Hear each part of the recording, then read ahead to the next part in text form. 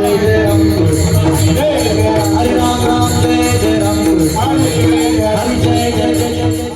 खरं सांगू का बदलापूरकर, देवानं माझं ऐकावं.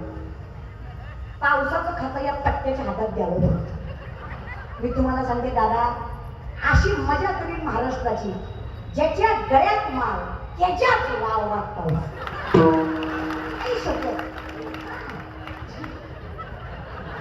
जी एखादंच करतंय त्याचा ऊस असा हिरवा गार करणार आता, आणि जी सोमवारी खातंय त्याच्या बांधाला टुबूक सुद्धा ते असं जळवणार. पण खरं सांगता देव नाही हो माझ्यासारखा. देव लई प्रेमळ आहे.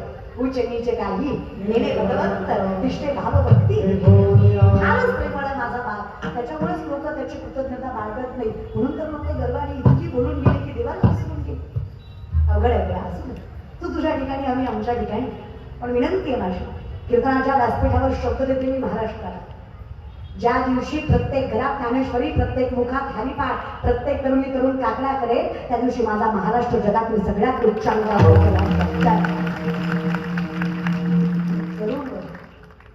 आम्ही असेच नाही होत दादा. आम्ही फक्त ज्ञानोबारायांच्या समाधीवर मस्तक ठेवलंय. आम्ही फक्त ज्ञानोबारायांच्या समाधीवर मस्तक ठेवलंय. माय माझ्या माऊलींनी इतकं मोठं केलंय. आज पात्रता नसताना लोक आमच्या चरणावर मस्तक ठेवतायत. देवाने अजून किती द्यावं सांगा. ऐश्वर्य म्हणाल आहे, नावलौकिक म्हणाल आहे, सामर्थ्य म्हणाल आहे, समाधान म्हणाल खूप आहे, अलौकिक. कुठून आलं? चरणी जगन्नाथ तिथे फक्त मग रमवता आलं रे देवा. मग काय याची गुळ माझे, तुम्ही कोण कुठला कसा देवा तुझ्यामुळेच केले. पण आजकाल शिकली सवरलेली माणसं आम्हाला म्हणतात I don't believe in God. Okay, no issue. Convent school आहे ना तुझं, तू कसा देवाला मानशील बाबा? It's work. पण खरं सांगू, देवाचं नाव घ्यायला कोणाचंही काम नाही. त्याला पुण्यवानच व्यक्तिमत्व, कूळ पुण्यवान लागतं. कोणाचंही काम नाही. काही माणसं म्हणाले निघालतो कीर्तनाला, गेलो नाही. काही म्हणले गेलतो बसलो नाही. काही म्हणले बसलो मधनं आलो पटलं नाही. काही म्हणले शेवटपर्यंत बसलो कळलंच नाही. अहो कीर्तन झाल्यावर एक हसत होता, म्हणलं झालं. आत्ता का हसतोय ते म्हणणार नाही. सुरुवातीचा विनोद आत्ता कळला. काय पुण्यवान म्हणायचं दादा. तुमचं मन कीर्तनात रमत नाही, तुमचे पाय कीर्तनाकडे वळत नाही, तुम्हाला कीर्तन कळत नाही, तुम्ही इथे स्थिरावत नाही. खरंच माझ्या बाबा तुमचा दोष नाही. ज्ञानोबाराय सांगतात पूर्वजन्मीचं पाप तुम्हाला धर्माच्या ठिकाणी बसवू देत नाही, कारण तुम्ही अधर्माने वागणारी माणसं आहात. माझं मत नाहीये. नामाची विनमुख तो नर पापिया हरिविन धावया न पापे. तुका म्हणे नाड पाप ठाके. देवा आम्ही आनंदी माणसं आहोत, कारण अनाथाचा नाथ आमचा मायबाप तू झालास. आणि पुण्य मनाला आनंद काय मिळाला दादा? अहो ज्याला सुख दुःखाची व्याख्याच नाहीये, ज्याला प्रत्येक गोष्टीत आनंदच आहे, त्याला दुःख कशाचं? तुकोबारायांची पत्नी गेली तरी तुकोबाराय म्हणतात बरे झाले देवा निघाले देवा हे परी या दुष्काळ पीडा देवी.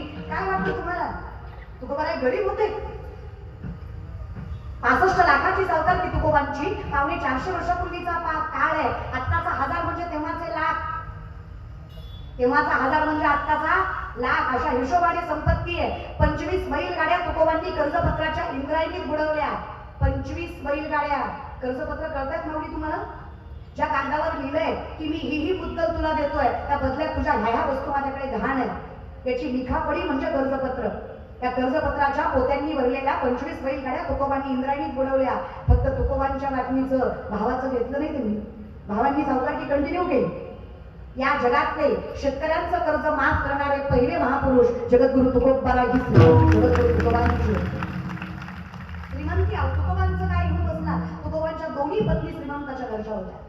तुकोबांची दुसरी पत्नी आवली टोपण नाव त्यांचं, जिजाबाई खरं नाव त्यांचं. पहिल्या पत्नीचं नाव रखमाबाई. जिजाबाई गुळवे सावकाराची पोरगी. 3600 एकर ऊस होता तुकोबांच्या सासऱ्याचा पुण्यात. ज्या गुंतेवारीवर आज आपण सगळे श्रीमंत झालो, त्या पुण्यात 3600 एकर ऊस होता.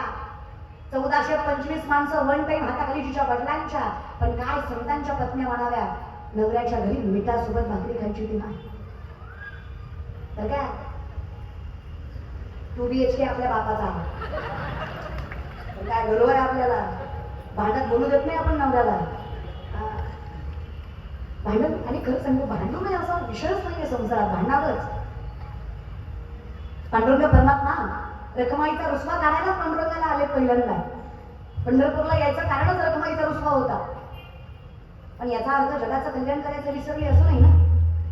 विचारलं रखमाईनं कधीतरी पांडुरंगाला विठ्ठला अहो नाव माझं केलं कल्याण जगाचं केलं रुसवा काढायला आलतात म्हणे माझा मी तर मागे तुम्ही पुढे उभे राहिला.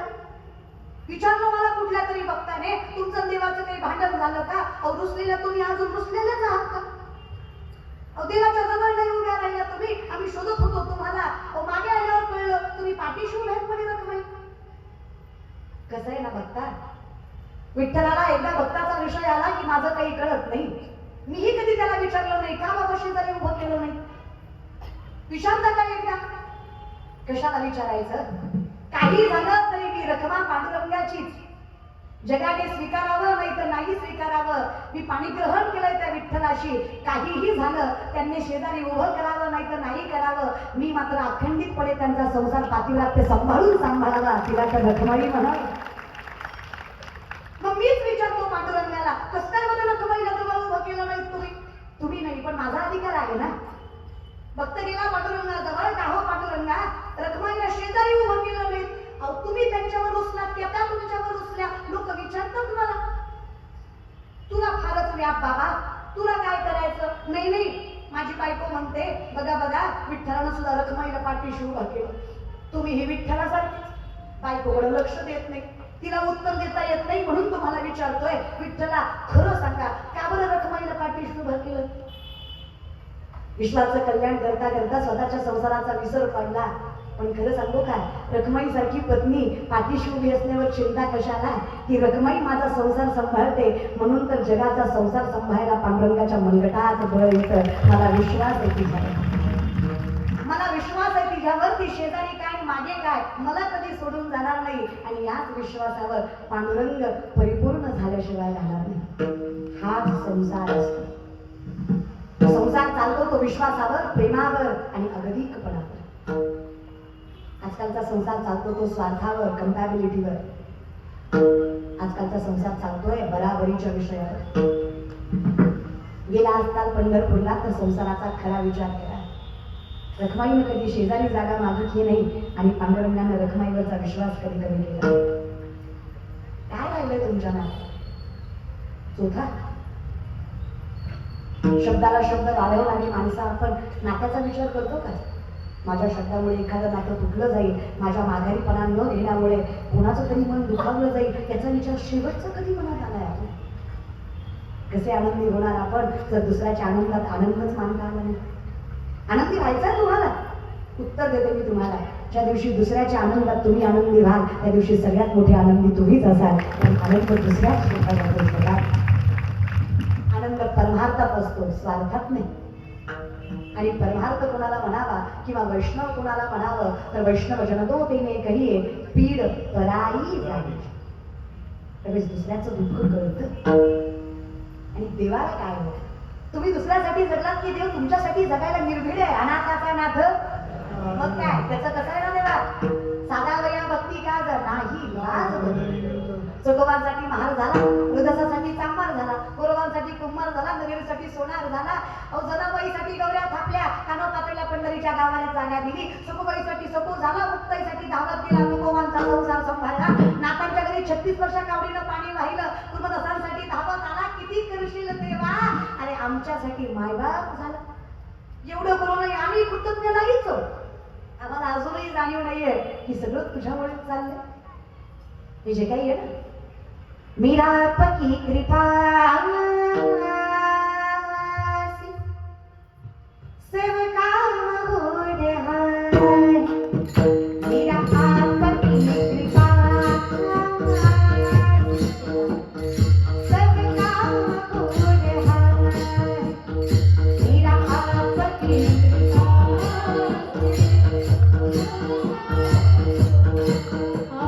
मेरा आपकी कृपा से सबका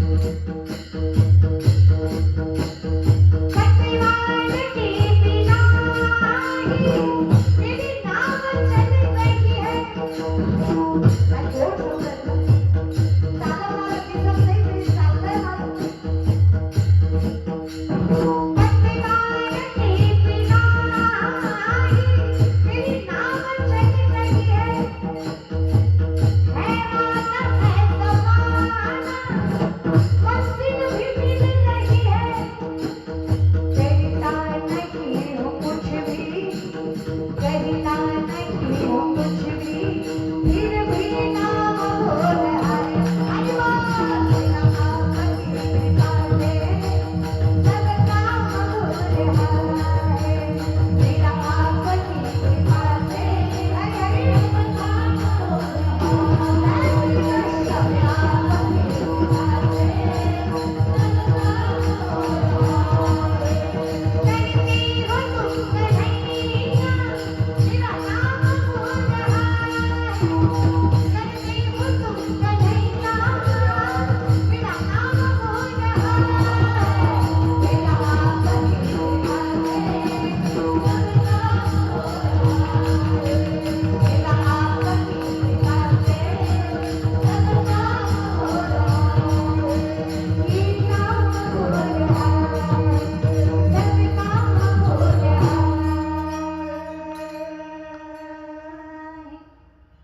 मेरा